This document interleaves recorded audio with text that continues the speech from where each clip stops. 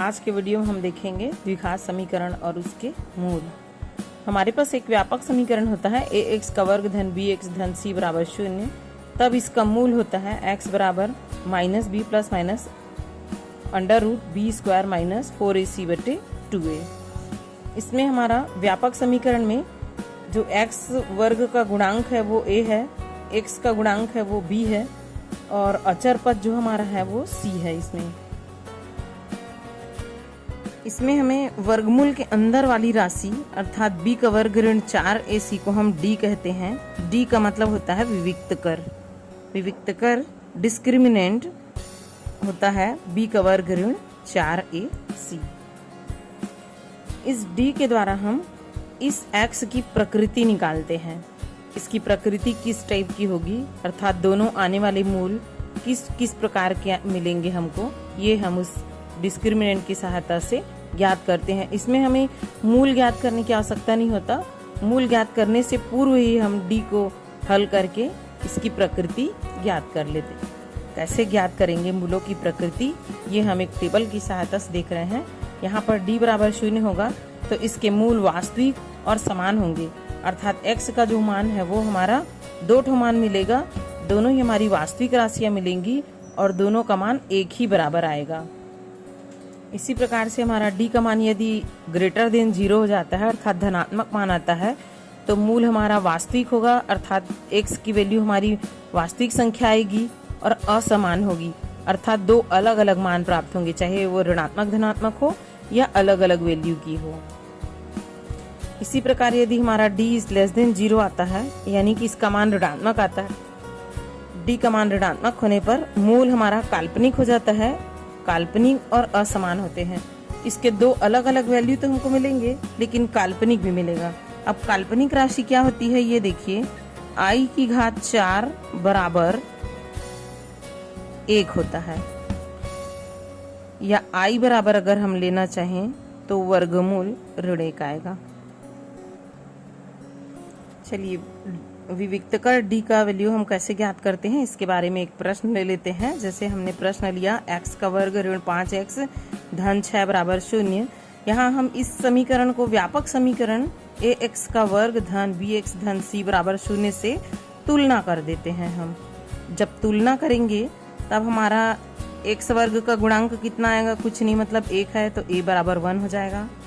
b x का गुणांक यानी कि b होगा, b का मान हमारा कितना आ जाता है ऋण 5 और ये अचर पद यानी कि c होगा तो ये हो जाएगा c बराबर 6।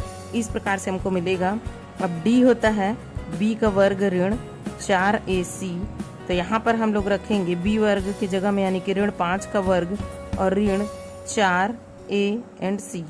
यहाँ पर हो जाएगा b का वर्ग यानी कि 5 पंचे 25, चूंकि ऋण कभी डबल बार होगा तो वो धनात्मक हो जाएगा तो 25 ऋण ये हो जाएगा हमारा 4 गुणित 6, 4 छक्के 24 तो ये आ जाता है 1 यानी कि d बराबर हो जाता है 1।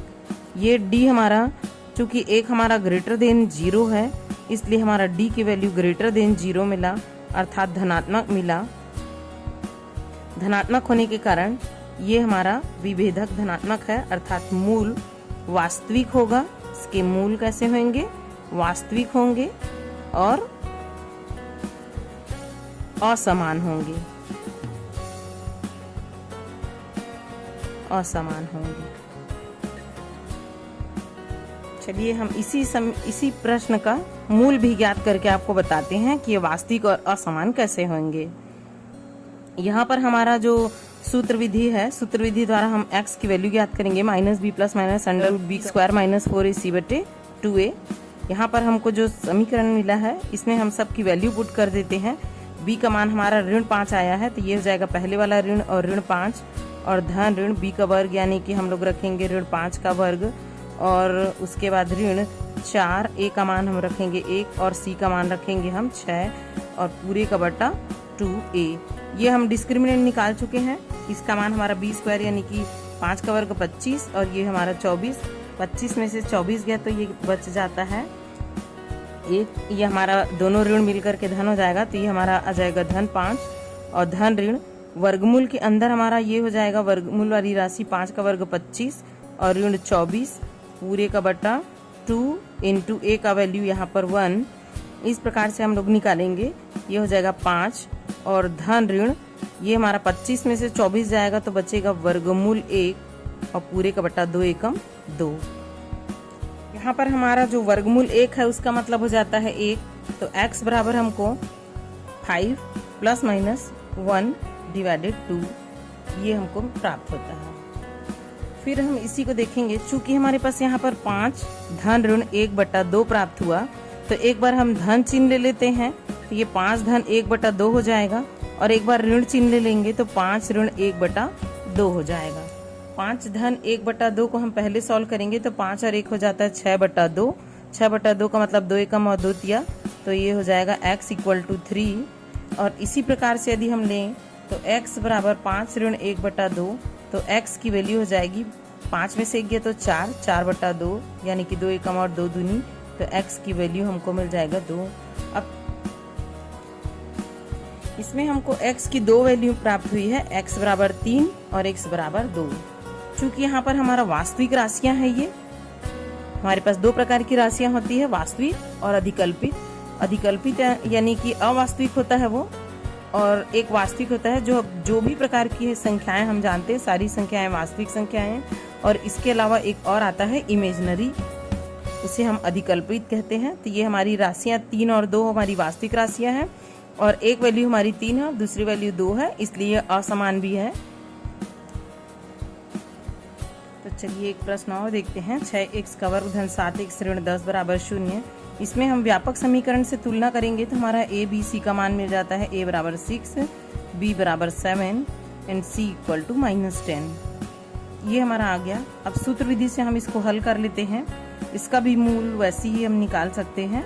तो x बराबर हम सूत्र विधि से हल कर रहे हैं, ये हो जाता है हमारा सूत्र -b plus minus √b² - 4ac बटा 2a, ये हमारी सूत्र है।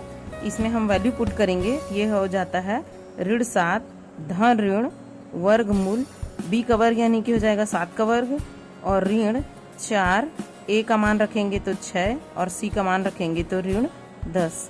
इन तीनों के बीच में आपस में गुणा रहेगा, पूरे का बटा 2 × 6। ये हम x की वैल्यू पुट कर सकते हैं इसमें।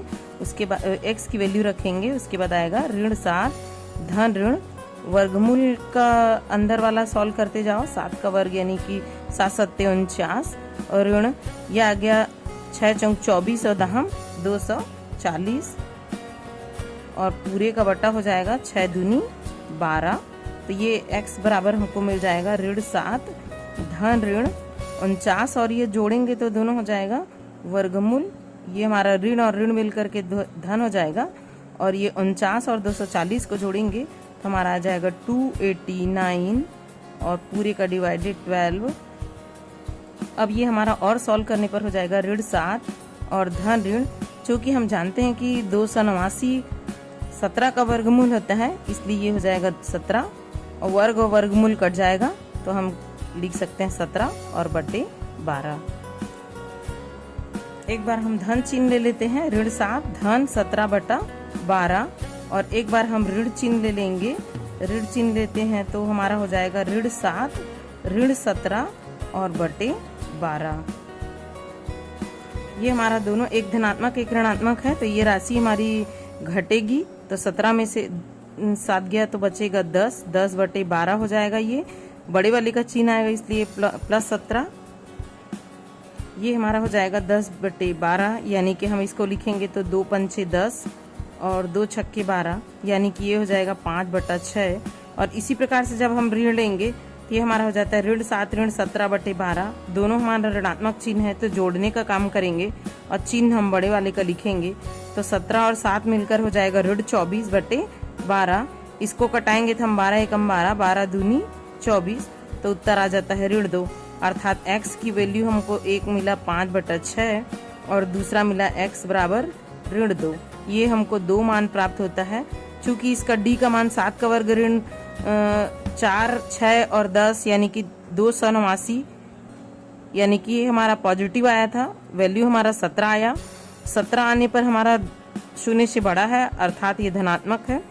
तो धनात्मक होने के कारण वास्तविक और असमान आया था।